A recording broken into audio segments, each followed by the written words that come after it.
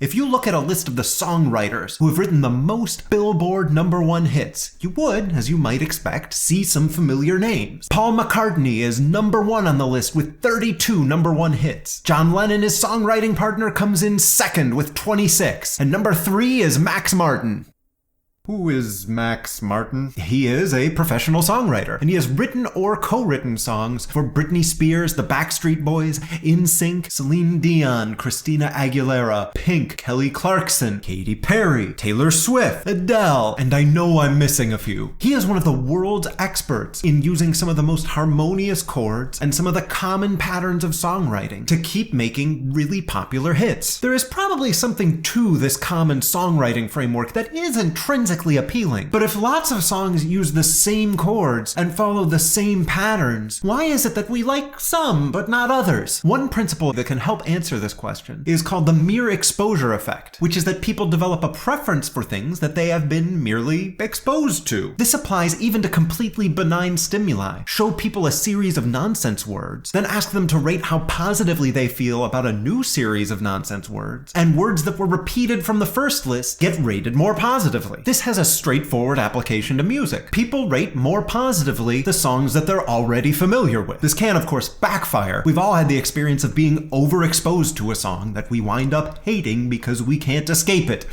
The effect is a bit smaller in children, and that makes sense because everything is still new. Specifically regarding music, this effect can be found most strongly during adolescence and young adulthood, and it also can help explain how parents' tastes can influence children's tastes. To illustrate, consider a study in which some college students listened to some clips of music from the previous half century and then reported how much they liked the songs, the quality, and whether they had any personal memories of the songs. The experimenters asked not only for the participants' ages, but also their parents' ages. What they found is that college students naturally have lots of personal memories of songs that were popular during their adolescence, and they like them more on average than much older songs. What was surprising is that there was a bump in the data going back, right about when their parents were 20 years old as well. College students in 2012 had heard songs from their parents' adolescence and young adulthood, and rated them not only as more liked, but as of higher quality than songs from other years. Not only that, but there was another bump a generation behind that, in the 1960s. The authors argue that this bump is much smaller because fondness for these songs had to travel through 2 generations to reach a college student's opinion in 2012. Unless you get the impression that, well, maybe the music in those bumps was actually of higher quality. A study conducted 15 years earlier found the same pattern, only shifted by right around 15 years. Suddenly, it's the music from 1970 that people recognize and have personal memories of. Although at the time, the researchers tried to make exactly that case, that it was remembered because it was of higher quality. So it's likely that your musical taste is, in a way, inherited from your parents through exposure in your youth. But new music that might sound similar to a lot of those songs, but has a bit of novelty to it, is more likely to appeal to you. But another way that the mere exposure effect can apply to musical taste is it can make songs that are already popular more popular. There's more opportunity to be merely exposed if everyone else is already listening. However, it doesn't even need to be actually popular. The perception of popularity has its own effect. To demonstrate this, some researchers got people to shop for songs in an online store they built. They could download from a selection of 48 songs, but they placed shoppers in one of 2 conditions. Either an independent condition, where they only saw the artist's name and the song title, or a social influence condition, which looked the same, but they added the download count for each song. Actually, they repeated the social influence condition 8 more times, for a reason we'll get to in a moment. They found that in those social influence conditions, popular songs became really popular, and unpopular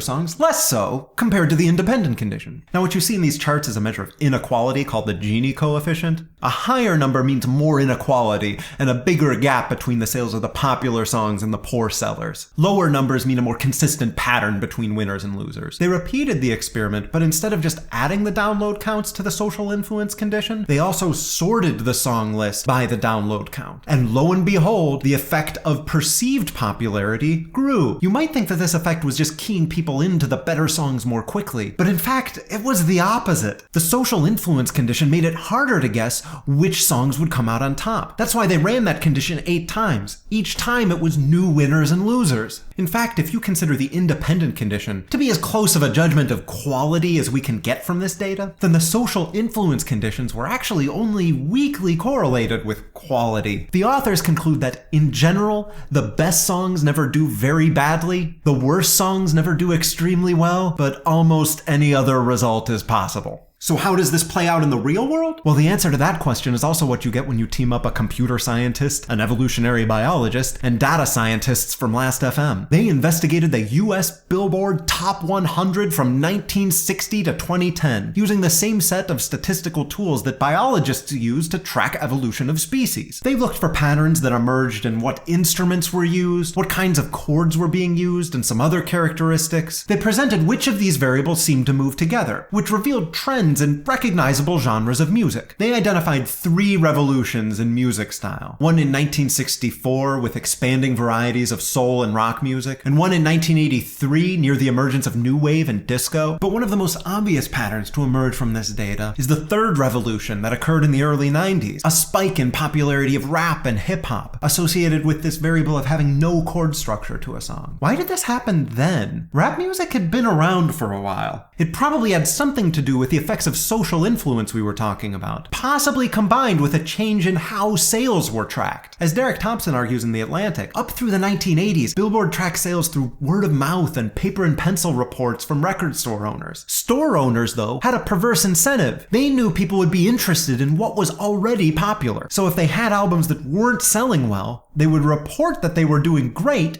and then people would come in and buy up their stock. But in 1991, Nielsen began tracking sales with SoundScan, which computerized the process through point-of-sale data. Within a week, NWA had the top-selling album in the country. What happened was the equivalent of moving from one social influence condition to another, except it moved from a misrepresentation to an accurate reflection of what was popular. Now, there are certainly more things that have influenced cultural tastes in music. For example, I might make the case that the FCC Act of 1996 allowed Clear Channel to take over the radio industry, leading to tighter production budgets and a rise in the popularity of drum machines. There's also the fact that everything we talked about already is independent of people explicitly spending money to try to convince you that something is already popular, which, as you can imagine, adds to these effects. Not to mention the fact that lots of people's feelings about music are based on elements of style and personality that aren't really intrinsic to the auditory experience. But it's also important to remember that the successes or failures of any specific artist or song might not have to do with the artist or song itself, but the context in which people are exposed to it and the psychology surrounding that context. Want to help us test the mere exposure effect? Take a quick survey below to see if you've developed a preference for anything we've exposed you to during this video. We'll talk about the results next time.